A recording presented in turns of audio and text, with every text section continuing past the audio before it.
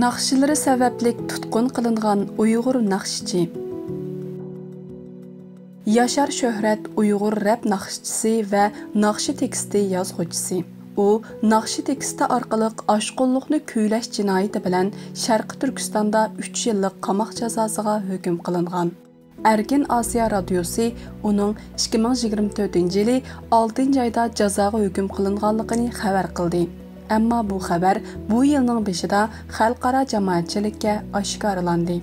Yaşar Şöhret ilgiri 2022-yilining oxirida Chengduda davlatning Covidning qamaliga qarshi oq varaq namoyishiga qatnashganlik uchun bir qancha hafta qamalgan. Woman jurnali yaqinda Yaşarning dilosi haqida tekshirish ilib berib, uning jazo muddati va jinoyatlari haqida yangi tafsilotlarni oshkorladi. Chegaradagi mahbus 2023-yili 11-oy kechkuz bir advokat jafoliq safarga otlandi. Beijingdan Urumchiga 4 soat 20 minutlik uchish. Ondan 4 soat 5 minutlik yuqori sur'atli poyezdga o'ltirib, oxiri uni Bo'ritalaga ilib keldi. Bo'ritala Sharqi Turkiston chegarasiga joylashgan nahiya darajalik shahar bo'lib, Xitoyning Xo'raz quyruqining eng shimoliga joylashgan. Bo'ritala Iroqdagi qorovulxonalardan biri.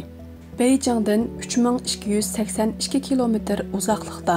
Rayon poytaxti Urumchidan 524 kilometr uzoqlikda. Qozog'iston bilan 95 kilometr uzunlikda chegaralanadi. Advokat shahardagi tutib turish o'rnida Yaşar bilan ko'rishdi. Bu Yaşarning 8-oyning 7-kuni o'zi turgan Chengdudan ilib ketilgandan keyingi 3 oydan ko'proq vaqt ichida tunji qitim tashqi dunyo bilan uchrashishi bo'lib, Yaşarning do'sti advokatning ahvolini bayon qilib bir rasm chizdi. Yaşarning ahvoli nachar edi. Uning o'ltirishib ketgan ko'zlari qo'rqinchga to'lgan edi. Chengduning avat choyxonalari, yer osti qavoqxonalari va o'zgacha kitobxonalarda Yaşar kishilar orasida farqlanib turadi. U 20 necha yoshga kirgan bo'lib, pochaqlari uzun, ko'zlari cho'ng, kelishgan O'rta Osiyo qomatiga ega. Yaşar o'smirlik vaqtidan boshlabla ona tili Uyg'ur tilida musiqa ishlab kelgan. Yaşar demoqchi bo'lganlarini she'riy shaklda yozib chiqib, ondan uni musiqalashtiradi.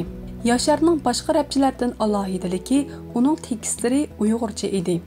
2023-yili 8-oyning 9-kuni Dünya Universitet o'quvchilari tanharakat musobaqasi Chengduda oxirlashgandan bir kun keyin Bo'rtala saqchilari Sharqi Turkistondan yetib kelib, uni ijara olgan uydan ilib ketgan. Buningdan 2 hafta ilgari Yaşar 25 yoshga kirgan tug'ilgan kunini tabriklagan. Yaşar jimjit g'oyib bo'ldi. Hech qandaq iz qoldirmadi. Hech qandaq hujjat va rasmiyatsiz holda. Chengdudagi qiz do'stimi, Sharqi Turkistondagi oilasidagilarmi uni kimning ilib ketganligini bilmaydi. Oxirida Sharqi Turkistondan kelgan mish-mish paranglar uning yurtiga qaytirib kelinganligini o'ttirg'a qo'ydi. 11-oyning 13-kuni, ya'ni 3 oydan ko'proq vaqtdan keyin uning dilosini tekshirish oxirlashib, Bo'rtala shaharlik taftish mahkamasiga qayta qarab chiqishga avatilgandan keyin uning advokati oxiri bu dilo to'g'risida to'g'ri uchurga erishdi. Shuningdan keyin advokat Bo'rtalaga kelib uning bilan ko'rishdi. Jinoiy ishlar hukmnomasi. Woman jurnali yaqinda munosabatlik jinoiy ishlar hukmiga erishdi. Hukmnomada Yaşar oshqo'llikni tashabbus qilish va oshqo'llikni tashabbus qilgan buyumlarni qonunsiz saqlash bilan ayblangan bo'lib, bu Xitoy jinoiy ishlar qonunining 120-moddasida ko'rsatilgan jinoyatlar. Ahvoldan xabardor kishining aytishicha, taftish mahkamasi aslida 5 yildan 6 yilgacha muddatli qamoq jazosi berishni talab qilgan. Ammo sud oxiri uni 3 yillik kesgan. Keyin u Shixu turmasiga yo'tkalgan. Yaşarning jazo muddati 2023-yili 8-oyning 11-kunidan boshlanib, 2026-yili 8-oyning 10-kuni oxirlashadi. Sud hujjatida deyilishicha, Yaşar Nedis bulut musiqasida 51 naqshini ijod qilgan va nashr qilgan.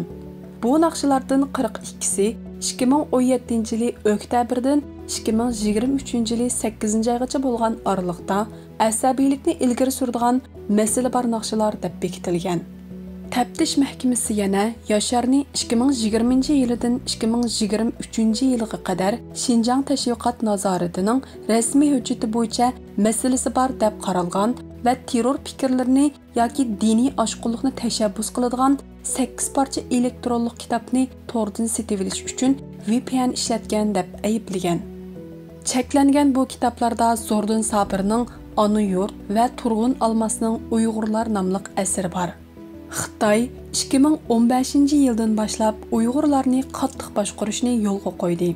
Yaşarga qaratilgan ayiblash Jinoiy ishlar qonunining 120-moddasi qo'shilgan yangi jinoyatlardan kelib chiqqan bo'lib, bu qonun 9-qitimliq tuzatish kirgizishning bir qismi sifatida 2015-yili 11-oyning 1-kunidan boshlab yo'lga qo'yilgan. Bu ayıplashlarga eng yuqori bo'lganda 5 yillik qamoq jazosi beriladi.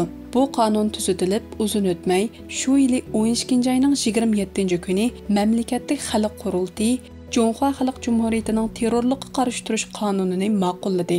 Bu qonun 2016-yili 1-yanvardan boshlab yo'lga qo'yildi. Woman jurnalining eskartishicha, Yaşar qo'lga ilingandan keyinmi uning VK sahnasi nomida to'rga chiqargan barliq naqshlari yanada ziyorat qilingan. Uning hisoboti 2024-yilining 5-gacha o'chirilmagan.